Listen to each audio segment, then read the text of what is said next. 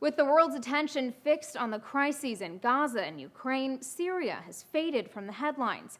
Pretty incredible when you consider Syria just experienced what might be its bloodiest week of fighting since the civil war began 3 years ago. The Syrian Observatory for Human Rights, a London-based anti-regime group that monitors the conflict's death toll, said in a 48-hour span, 700 Syrians died last week, making for a total of 1,700 casualties for the entire week. The recent fighting has pitted forces loyal to President Bashar al-Assad against militants from the Sunni extremist group ISIS. That's the same group that put Iraq on the brink of full-blown sectarian war this summer and now goes by the name the Islamic State.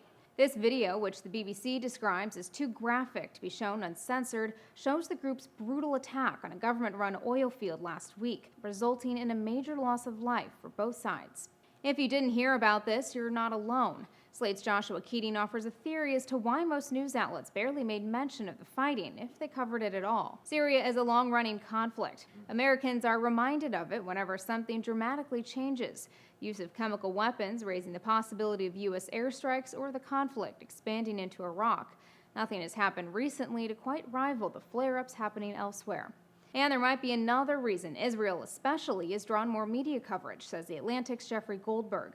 Israel is a Western-style democratic state, and so reporters are more apt to be interested in its behavior and judgmental about its behavior than in the behavior of despotic regimes. It's also worth noting, while both conflict zones are dangerous, it's much harder to report in Syria than it is in Gaza.